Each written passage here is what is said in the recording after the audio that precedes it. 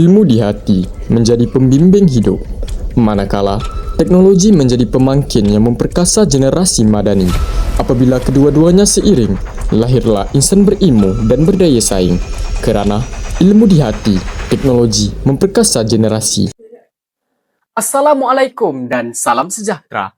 Nama saya Muhammad Hafizul bin Alimat, wartawan Aiba TV.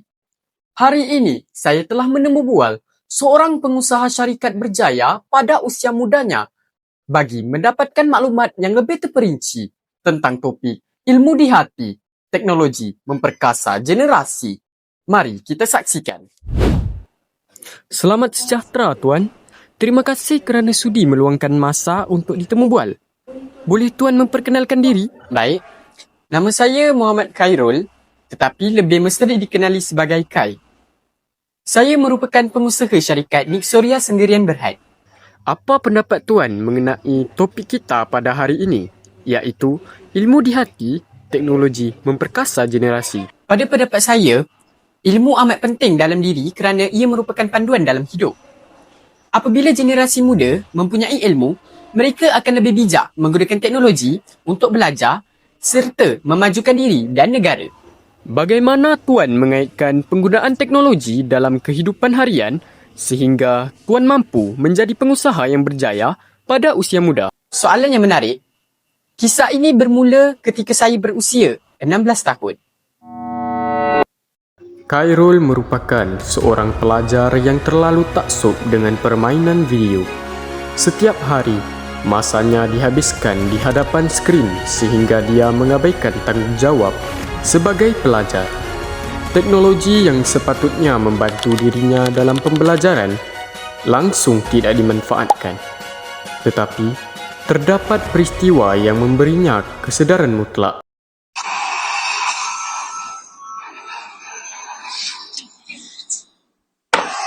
Sekala je aku tak faham betul lah. Nyusahkan, belajar pun tak masuk-masuk otak. Main game pun, dapat team macam apalah. Baik aku tidur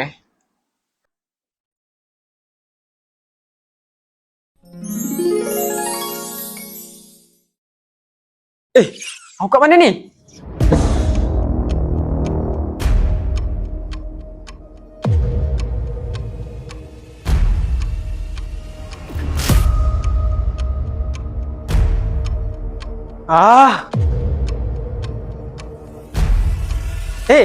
Aku kat mana?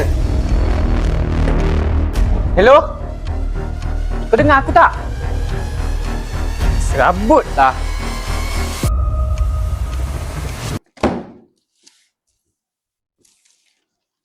Hah? 1987? Perempuan tadi tak nak jawab aku. Aku harap kau jawab lah. Aku kat mana sekarang ni?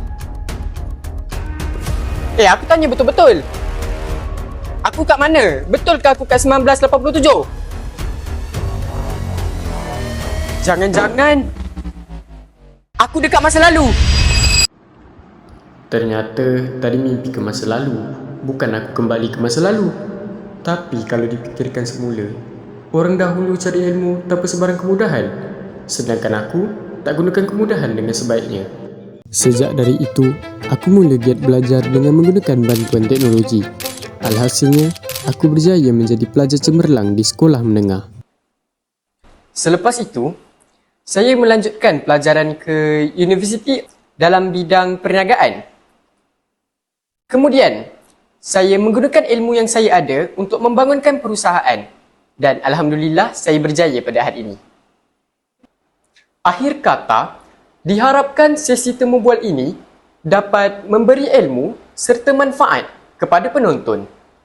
Semoga kita dapat mengambil pengajaran dan mengaplikasikannya dalam kehidupan. Saya, Muhammad Hafizul bin Alimat, melaporkan dari Aiba TV.